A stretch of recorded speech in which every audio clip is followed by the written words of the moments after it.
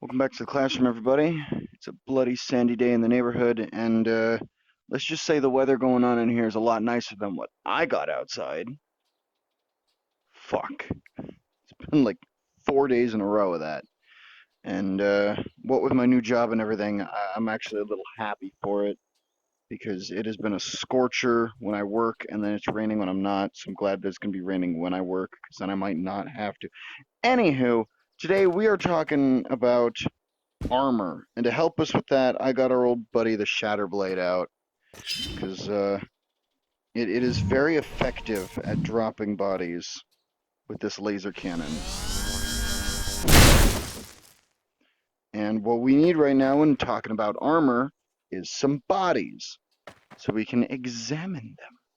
So we're going to start with the gladiators, and we're just going to work our way up the tier list. I want one dude and one chick, or at least two different people of varying. Okay, well, you don't count. You don't count. You count. Boom. Now I need one more. And I think. Oh. All right. Boom. Whoa, whoa, whoa. You. Stop right there.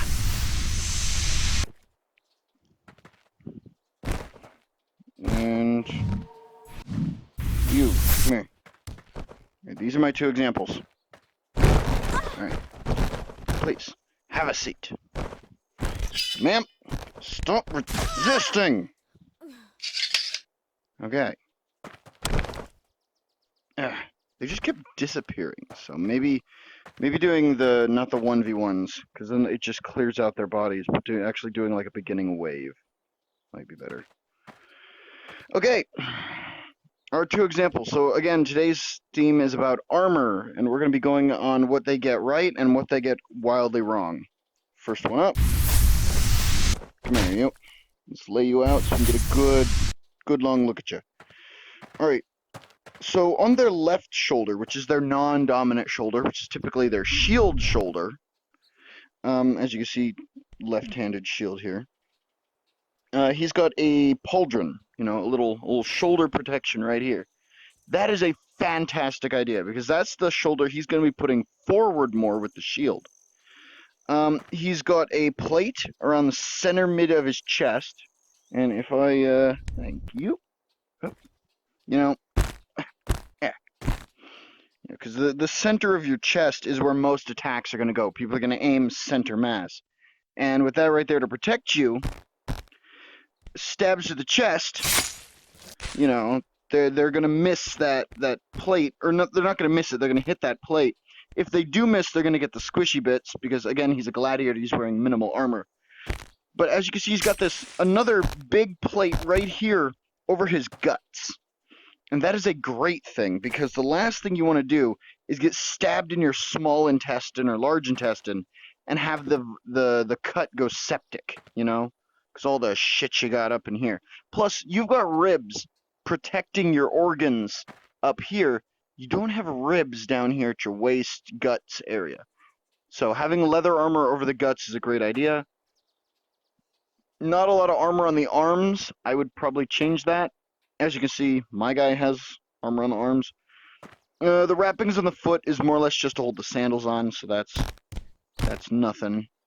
But yeah, so for a basis, he's got good center mass protection, good shoulder protection on his lead arm, nothing on his sword arm, and great protection for the guts. All in all, I'd give him a 3 out of 10 on his armor selection. All right, up next. Now, whether it's for censorship or actual choice, she's covering a lot more of her chest in that armor, but her armor's not nearly as good. All right, as you can see, his armor's thick, hardened, can't get through it. Hers doesn't seem to be, because I can go right through it. So, less protection over her guts. As you can see, her belly button's visible. Her protection is more the lower hips. It's more of a belt than anything else, but still stab resistant. She's got a bit higher shin protection, which would be good if she was wearing like a kite shield or something that exposed the shins. I'm not really going to be going for her shins, personally. I'd probably be aiming more this midriff, which she's left wildly exposed. She's got no shoulder protection, no real arm protection that I can... Yeah, no real arm protection that I can see. All in all, 1 out of 10. Just a 1. Because she actually has a single piece of armor. I'm going to keep this dagger. Next up are the bandits. Let's get some test subjects, shall we?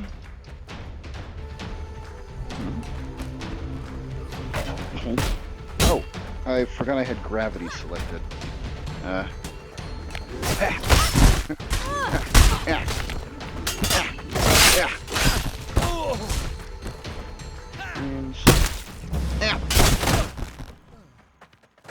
Nope. You're not getting away. Neither are you. Alright. Well, you two are wearing the same armor, so I need you.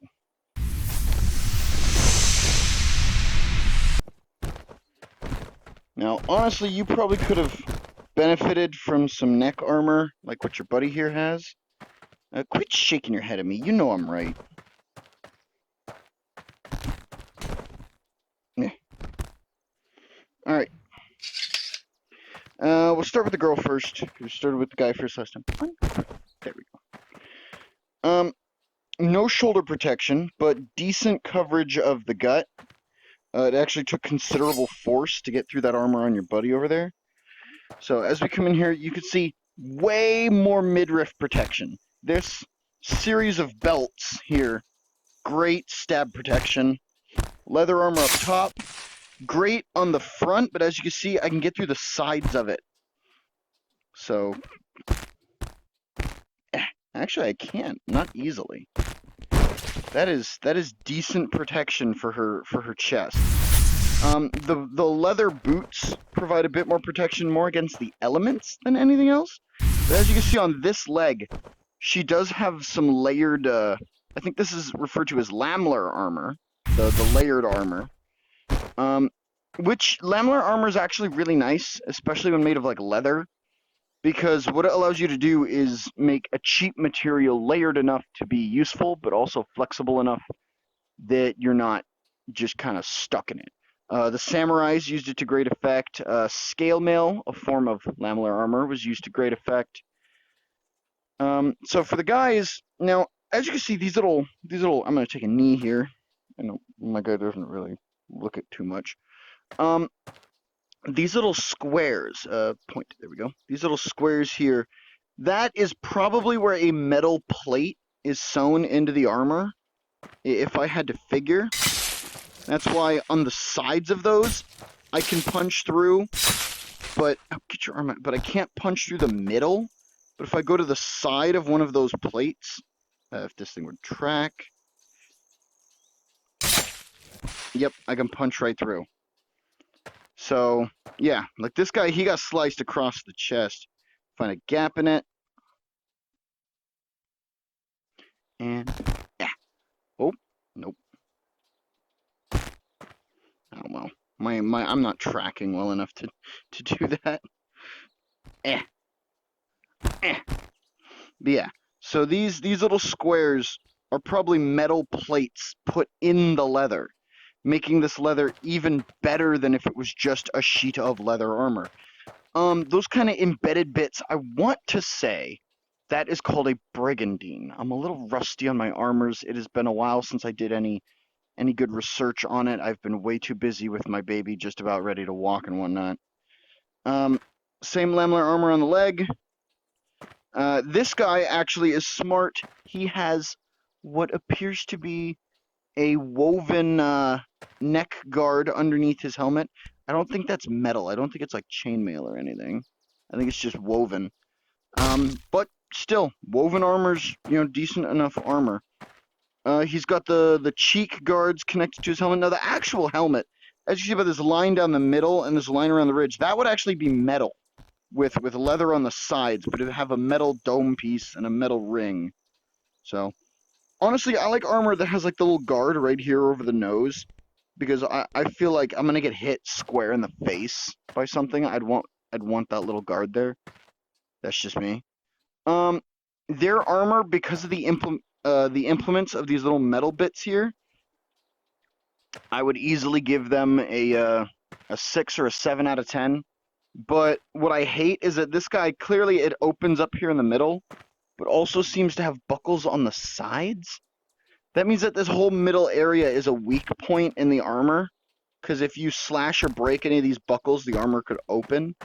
Whereas putting the buckles on the sides, like here with the woman's, with no midline, means that you're a lot less likely to have those buckles struck, a lot less likely to have your armor just pop open. So a lot less midriff protection, because his armor kind of extends down past his groin, so he doesn't really need the belts around the waist to like protect the guts, because they're protected. So yeah, 7. All right. Let's get some knights in here.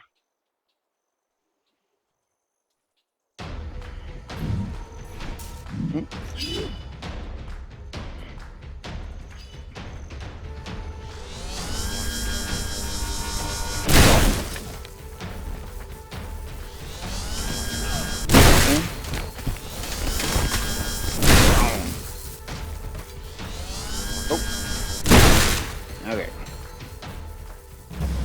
Get that stopped real quick. No, I've only got one of my test subjects. You. You are test subject number 2. I missed number 3. Alright. Come here, you.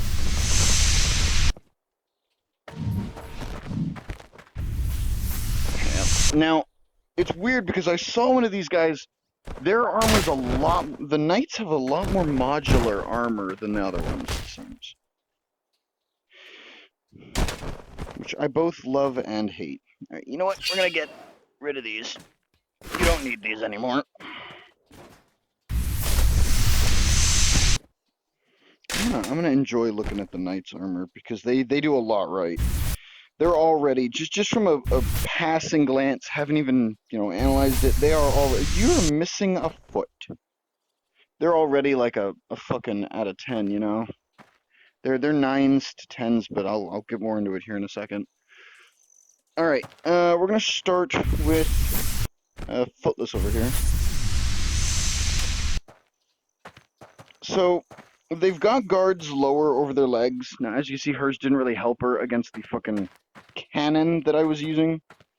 But against any kind of sword, that guard's going to be highly effective. Plates on the foot and whatnot kind of help him protect the boots.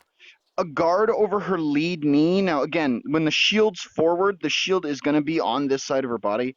So putting a guard on that lead knee is not really necessary because that's going to be the most covered by the shield. But it is good to have that kind of protection. I'd have just switched it to the other leg. Chainmail running down the center over what appears to be a gambeson. Yeah, over a gambeson. So gambesons, for those you don't know, hold on. No, I'm trying to point. There we go. Gambesons, for those you don't know, heavily layered leathers of linen or flax cloth.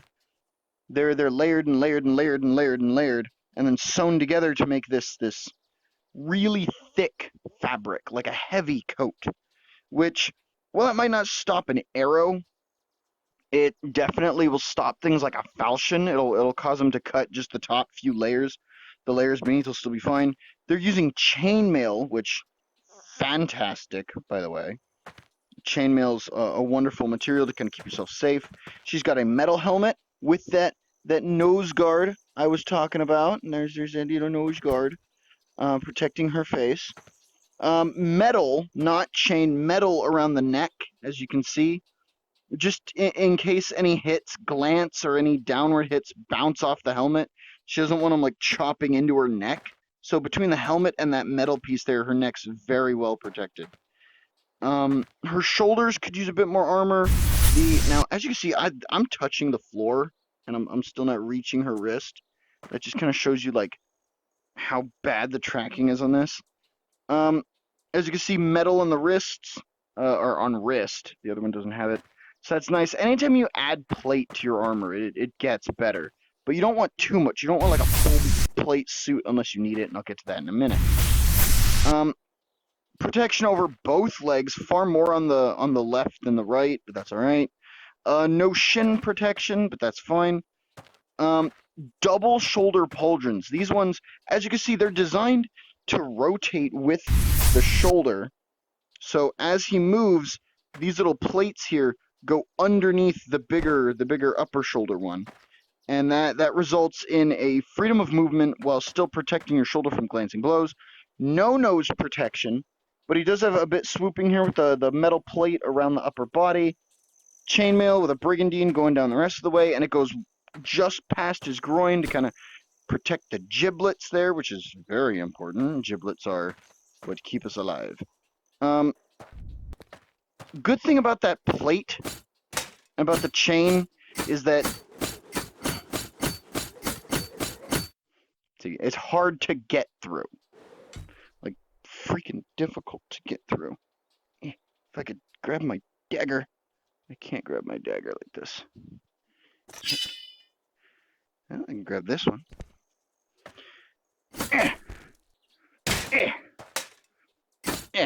Yeah, see, I'm not getting through that. That's good shit. And even slices against the head that, you know, I gotta line him right between that gap because his helmet is protecting him. So I gotta like open his neck up to really get a good chop on the neck, you know, because if his head's down like that, I'm gonna be hitting that helmet or that chest piece. It's gonna be actually hard to get into that neck. So he has really good protection. He's a 10 out of 10, 9 out of 10. Now we're going to get into a difference on what makes the armor useful. Because even though the gladiators didn't have this kind of shit on, gladiators wouldn't want this kind of shit on. And I'm going to get to that here in a minute. Let me just stand back up. Alright, so what makes armor good is not what it's made of per se, but what you're also using it for. If I was a bandit, this would be the worst thing for me. The reason why is because bandits are ambush predators, if you're to think of them as like anything in the animal kingdom. You don't want shiny metal at night giving you away. So something matte, something that absorbs the light, like a gambeson or brigandine or their leather armor, would make them perfect for waiting in the wings, hiding out in those shadows, you know. They're over here, hiding behind the ledge. There's my target. That moonlight ain't gonna give me away, because I ain't got fucking metal all over me. You know, that's what they're going for. Hold on one second here. Alright. Yep. Okay. I'm still where I need to be. So they're not gonna be given away by that. And that's awesome for them, because that means that they can, you know, they can pop out and be like, "Weah!" And the caravan guards, who are probably in that shiny ass armor, are totally going to be given away. You're going to see them at night because of how brightly they're shining. The moonlight dancing off their armor. For the gladiators, you'd think, well, they could probably wear leather. You know, they're just fighting in a coliseum. Most gladiatorial combat was done in like Rome or in like the Arabian places where it's usually feckin' hot most of the time. And the last thing you want to do is step out here onto the sand in full plate mail or in heavy armor and get weighed the hell down. And for those of you saying, well, plate mail's not that heavy, modern plate mail is not that heavy. Because we have refined steel to the point where we can increase its tensile strength while decreasing its actual mass. You know, we can make metal stronger and thinner than they could back then. I'm not saying their armor was like, oh, it can't move. But when you've got plate mail, over chainmail, over what is essentially a thick winter coat, over a long sleeve shirt, over what appear to be jeans, now that I look at them closely. That's a lot of layers. You're gonna get really hot wearing all of that. And you don't want that when you're fighting in a coliseum against 30 other people. Because the sun's going to be bearing down on you, you're going to be out here on the sand. Not to mention, the heavier you are, the worse your footing is going to be. I mean, just look at all these footprints in the sand, you know? I mean, granted, I don't leave footprints, sadly. That'd be cool if I did. But the heavier you are, the more you're going to sink into the sand, the harder it's going to be to run or to dodge or to move side to side, because your character's going to sink. You know, you're going to sink into the sand. You're going to be mooshing the sand a lot when you walk. If you actually look at what the gladiators are wearing as feet, I'm just gonna get the one guy training. We're gonna get a gladiator out here real quick, and I'm gonna show you guys what he's wearing on his feet. Oh, it's a sheep. All right. Bing. Hey. Ah. Oh, I couldn't pull. Yeah. Yeah. Yeah. Yeah. All right. Well, that's over. Oh my God, you're still alive. You dead yet? Are you dead yet?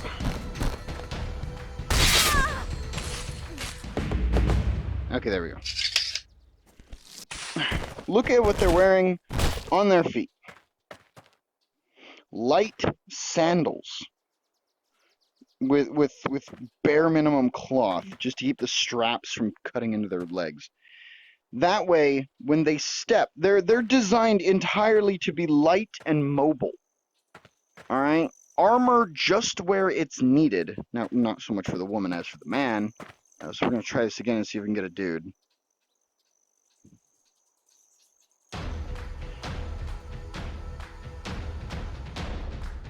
Wait for it. Yay! Hi, bud. Oh my God, he ran fast. Jesus. No, come back, you little bastard. I'm trying to teach a class, but all my assistants keep running away. Alright. This next one. I'm feeling good. Yeah.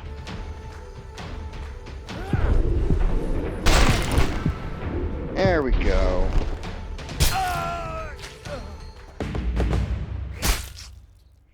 So yeah, look. Sandals. Light sandals. Armor across the gut here. Which even the axe is having a bit of trouble. Like, those are light cuts. They're on the gut. So it's having trouble getting through. See, it takes a few hits to wear through the plate on his chest. So, you know, decent armor where it's needed. Nowhere else. That way, with the sandals and everything, he doesn't move the sand as much. Gives him maximum mobility, maximum agility. Alright, trying to duck and dupe and dive. Meanwhile, the knights, they're wearing all that heavy armor because they're going to be in massive battles. They're not fighting like 5 guys. This guy's fighting like 5 guys tops. You know? So he doesn't need all of that armor because he only needs to fight for a short period of time. And while he might take a few hits, his armor's protecting what matters the most. Bandits, on the other hand, you know, they're hiding in the trees. They're going to be in any kind of weather. They need that leather both to keep them warm and to keep them safe. Well, also to keep them hidden. So what you're wearing is really dependent on what you're doing. I know in a lot of games, people are like, I need the armor with the max stats. I need the armor with the best this and the best that. There's a game that I've gotten back into recently, and yes, it is going to appear on my channel in live streams, not set videos, probably, called Kingdom Come Deliverance. I have a bit of a series on it, the Henry Chronicles, where in that game, yeah, you do want great armor, but your armor also has a sound stat and a stealth stat. And so if you're trying to be a sneaky rogue or a bandit or a ranger, and you're wearing like the thickest armor you can, you're not going to be able to sneak worth shit. So you got to have that stealthy outfit and that loud outfit. Um, in many other games, like in Skyrim, wearing heavy armor all the time, your character's going to be loud. He's not going to be able to sneak. Wearing light armor, you're not going to be able to tank as much because you're wearing light armor, but you are going to be more sneaky, stealthy. Neither of them are good for mages. Mages want the mage armor, like the clothing and stuff. So what you're doing definitely alters your armor. Say you're an adventurer, right? Say you're going out and you're gonna be a grand adventurer. Well, you can't go walking around in the fucking fantasy plate mail you see adventures in all the time. That shit that makes you look like a linebacker for the NBA or for the not NBA.